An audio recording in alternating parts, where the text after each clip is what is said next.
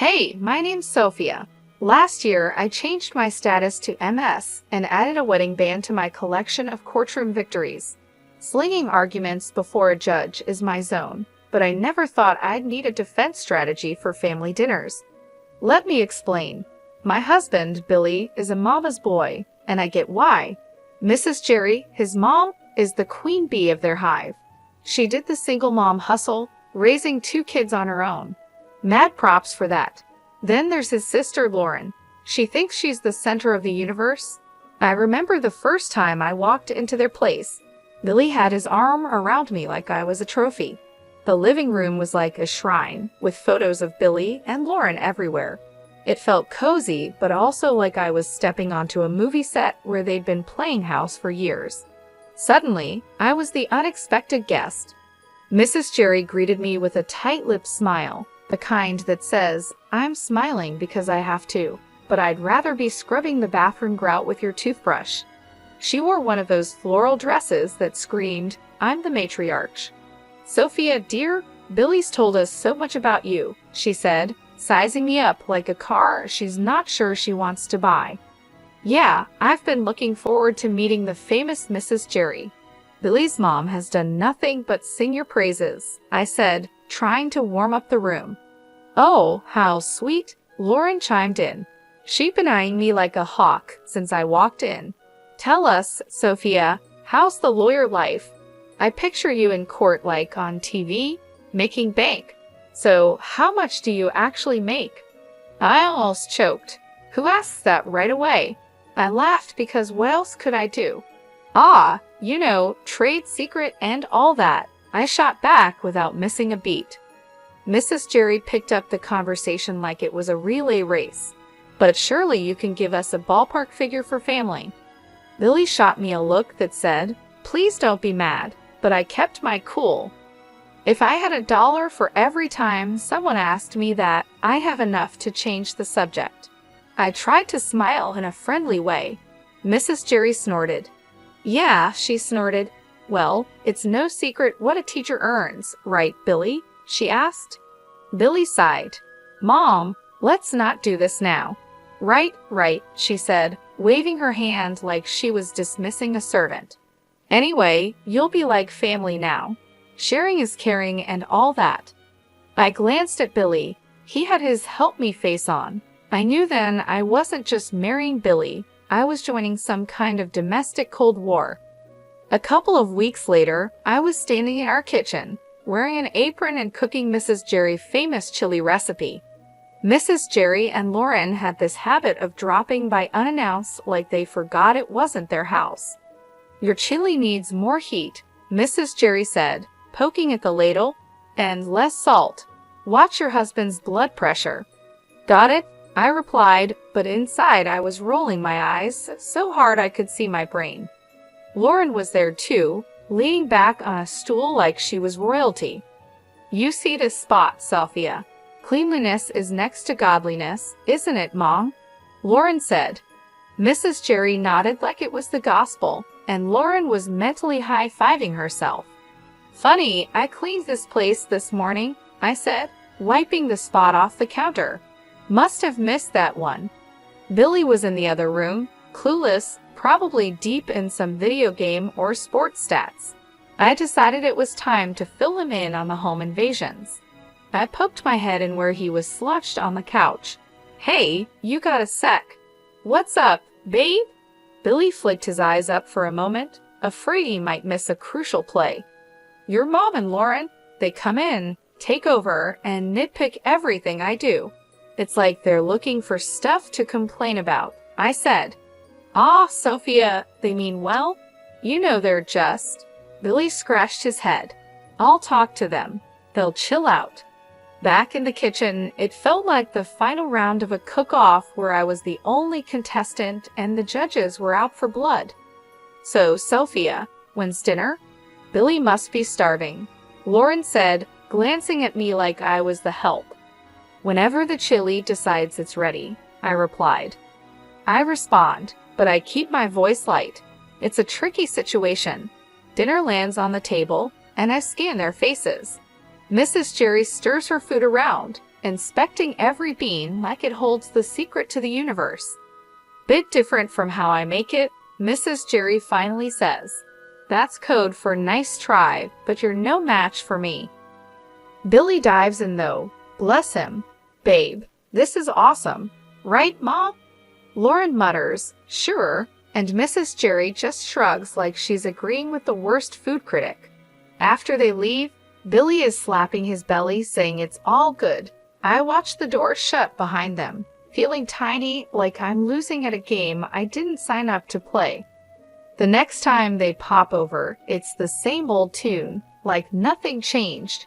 I must have been dreaming to think a few words from Billy might turn the tide. Still, I asked him to talk to his mother about boundaries. I thought getting married was the hard part. Fitting into Billy's family is the real challenge. They've got their own idea of family, and I'm not in it yet. If this is what married life is like, count me out of the honeymoon phase. It was one of those days where the clock seemed to tick slower than syrup drips from a bottle. That's when my phone decided to ring. Glancing at the caller ID, my heart sank. It was Mrs. Jerry again. Sophia. Her voice was stern, and it did nothing for my headache. You think you can just snatch Billy away from us, huh? Her words stung like vinegar on a paper cut. I glanced over at Billy, hoping he'd at least flinch at his mother's tone. Nothing. He's glued to the TV screen, a statue with a heartbeat. Mrs. Jerry, it's not like that. We're just trying to set up some boundaries, I said, my voice thin. Boundaries, she fumed. That's just a fancy word for shutting us out. You can't do that to us, to me. He's my son. I blinked back frustration. Billy was still silent, looking like someone shrunk his spine in the wash. Listen, it's normal for married folks to want their own space. I tried to keep the edge out of my tone. Space. He's never needed space before you came, she retorted sharply. Each word chipped away at my patience. That's when Billy decided to speak up, but not to back me up. No, Mom, everything's okay. Sophia's not, she's not being unreasonable, I guess, he said, but his voice was like wet cardboard. Billy, I just can't believe this. First, Lauren tells me Sophia is making a fuss over our visits, and now this. Mrs. Jerry sounded hurt, and Billy jumped on that. Lauren said that. Billy turned to me, eyebrows raised, as if I was the one causing trouble. Yeah, she did, and I think she's right. Family is family, Billy. You can't just turn your back on us. She pressed harder, knowing she was pulling him in. I saw my husband, the man I loved, deflate like a balloon 3 days after a party. The call ended with promises of another family meeting that felt more like a summit to discuss the terms of my surrender. After the call, it was as if nothing had happened. Billy settled back on the couch, resuming his championship in channel surfing. Mrs. Jerry continued her visits, each one a masterclass in thinly veiled jabs. And Lauren. She might as well have been a puppet master, always getting Billy's ear whenever she pleased. When word got back to me that Lauren was bad-mouthing me all over town, my blood boiled for a second, but I didn't let it get the best of me. I knew I had to handle this the right way. I waited for the right moment to deal with Lauren directly, and that moment came sooner than I thought. I found Lauren at the market on a Sunday morning, filling her basket with groceries. She didn't see me at first, but I walked right up to her, steady and strong. Lauren, I said. She looked up and rolled her eyes. What do you want, Sophia? We need to talk. It's about the stories you've been spreading. She snorted loudly, a smirk spreading across her face. Stories. I don't know what you're talking about. The rumors, Lauren, about me. Teresa's bossy, Teresa's this and that. Cut it out. She laughed, tossing an apple up and down in her hand. And what are you going to do if I don't? You think you can boss me around?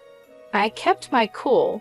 Listen, spreading lies isn't just mean, it's slander, and I won't stand for it. Lauren laughed again, louder this time. You're going to sue me. Get real, Sophia. You aren't got the stomach for that. People's reputations are at stake. I'm serious, Lauren. Keep it up, and yes, I will take legal action if I need to. The arrogance just poured off her as she leaned in close. You're in way over your head, little Miss City Lawyer. Going to take me to court. This isn't a joke, Lauren. I'm giving you a chance to stop this nonsense before it gets serious. She shoved her face closer to mine, a challenge plain in her expression. Bring it on, Sophia. Do your worst. With that, she spun on her heel, almost knocking over a display of canned beans, and left me standing there. Her laughter echoed through the aisle long after she was gone. I walked back home slower than usual, thinking everything over. Later that day, when my husband came back, I told him what happened. He was in the middle of taking his boots off, and he froze, one boot off, the other still on. You did what now? He asked. I told Lauren off. I threatened her with legal action if she doesn't stop spreading rumors. His face went red, then white. You couldn't just let it go. Why did you have to stir the pot, Sophia? I straightened up, because it's not right and I won't be walked over, not by her, not by anyone. We were silent for a while, both lost in our thoughts. It was clear this was more than a little family squabble. It was a line drawn in the sand, and I had to stand my ground. He just stood there with that same lost puppy look that's becoming permanent on his face. I threw myself onto the couch, fuming. The gossip might calm down for now, but Lauren is the kind of weed that keeps sprouting up. No telling when she'll start yapping again. And Billy? God knows if he'll ever find the guts to stand up to them. Right now, I just need to cool off and figure out my next move in this messy game they're all too eager to play. The whole mess with Lauren had me weighing my options like a pros and cons list in my head. I signed up for a life with Billy, not a daily soap opera with his family. And with things going from bad to worse, the word divorce started rattling around in my brain like loose change in a dryer. Then, as if on cue, Mrs. Jerry, the town's self-appointed gossip queen and Lauren's godmother, called me up. Sophia dear, she chirped like a bird that spotted a worm. We're throwing a little party for Lauren's engagement. It's happening at Giuseppina's next week. We'd love to see you there. The tone of her voice was all fake niceness, the kind that practically screams, I dare you to show up. After hanging up, I stared at the silent phone, thinking how this invite smelled like a setup. Billy was already on edge, and now this. I couldn't help but blurt out to him, guess who's got plans for us next week? He was sitting at the kitchen table, his forehead creased like he was trying to iron out a thought. Who's scheming now?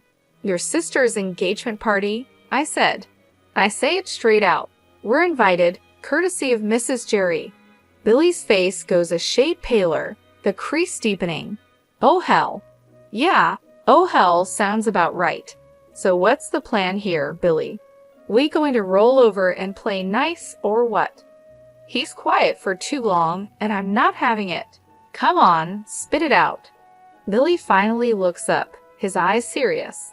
Sophia, it's family. I think we should go. I cross my arms, feeling the heat rise up my neck, and let Lauren have a field day. I'm not their punching bag. He throws his hands up, a bit too dramatically. What do you want me to say? That's my sister Sophia. I lean in, my hands flat on the table. And I'm your wife. Does that not count for much these days? The word divorce is right there on the tip of my tongue, but I bite it back hard.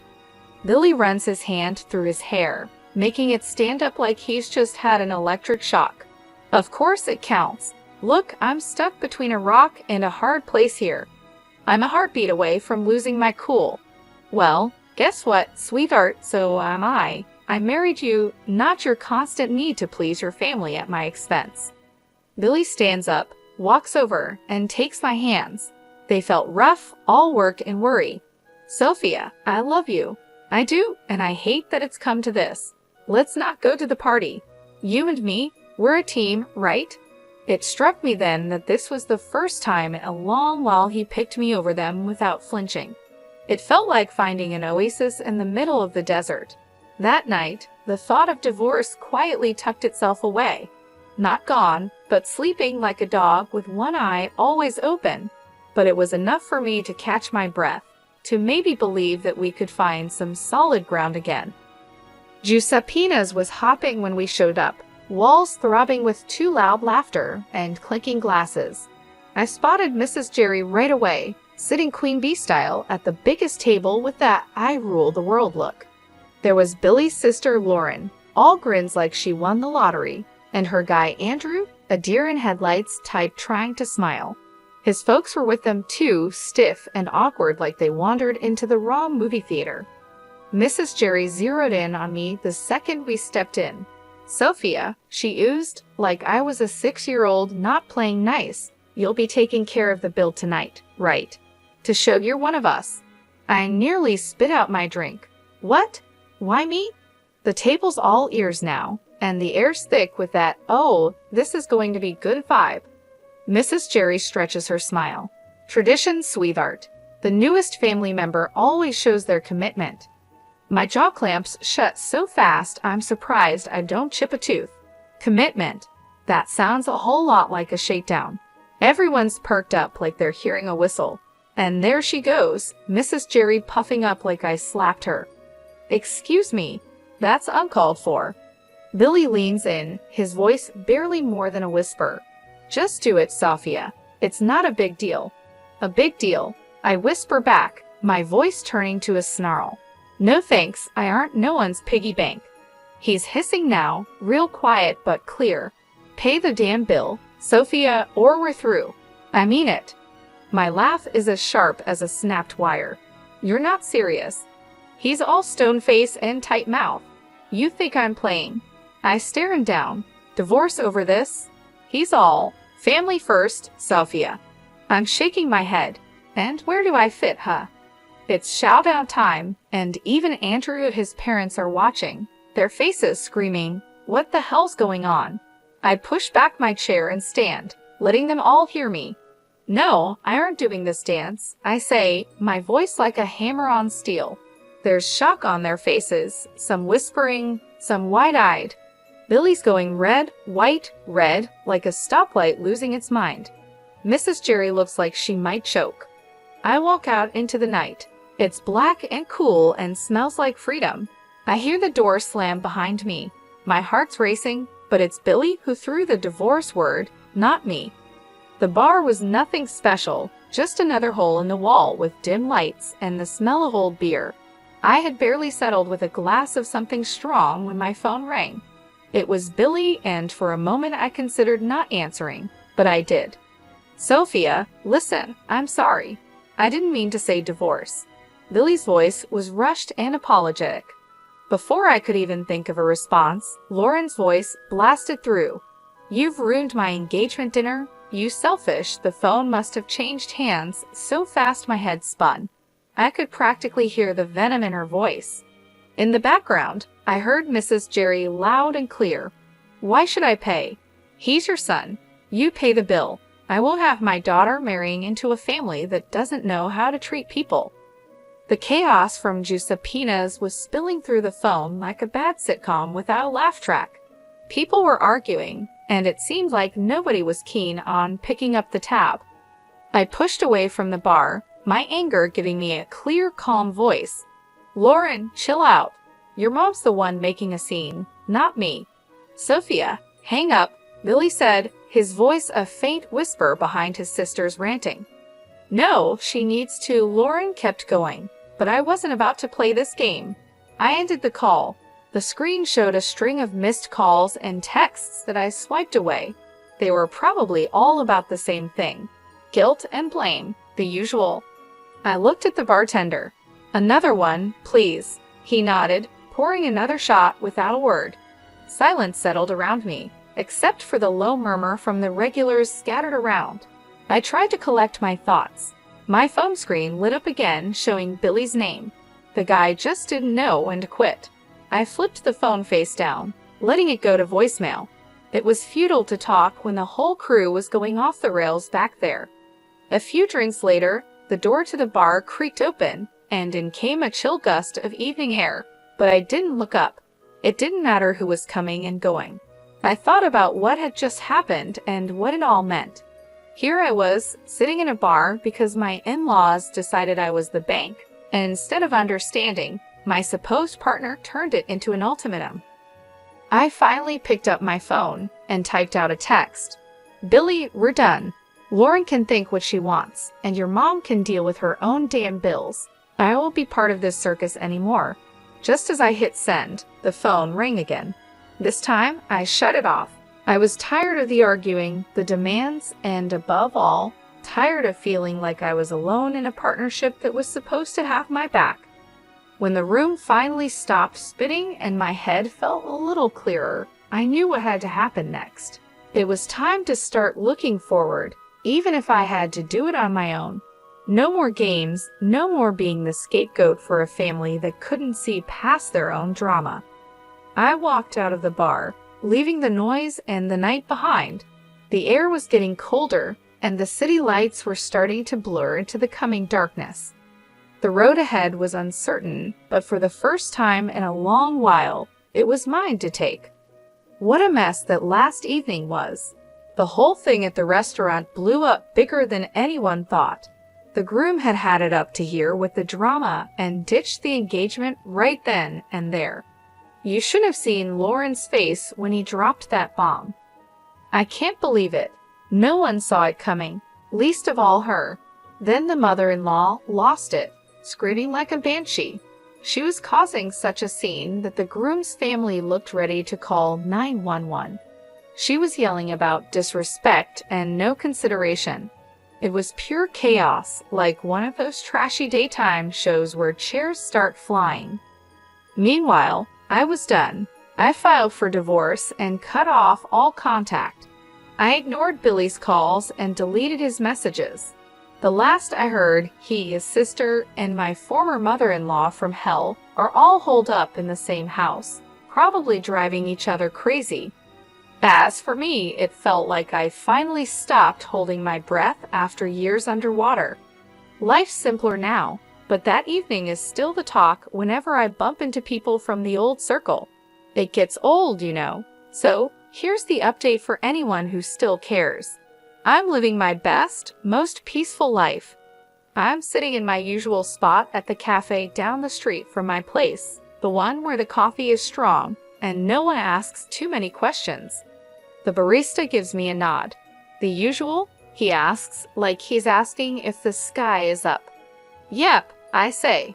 That's what my days are like now, no fluff or meddling in laws. Work's a breeze when it's just that work. Free time is mine to enjoy without guilt trips or obligations. I curl up on my couch, the one piece of furniture that's followed me through all the moves. The springs are shot to hell, but it fits my back just right. I flip on the TV, watching some crime show where they catch the bad guys by minute 30. The peace is what gets me. Not eerie or lonely, just peace. Breathe in, breathe out. No more walking on eggshells or cleaning up family feuds. This is living. When I hit the pillow each night, it's with a sense of accomplishment. No pat on the back needed. I know my worth, and finally, I'm living like it. I'm eating my lunch when the phone dings a message from a number I don't know. Probably Billy using someone else's phone to reach out. I delete it without reading. Not today, Satan. Not ever. They used to say, "You'll regret this," but here I am, not a single regret in sight. The day drags out cozy and fine, ending with a glass of something smooth and a book I've been meaning to read. The heroine's tough but fair, reminds me of someone I know.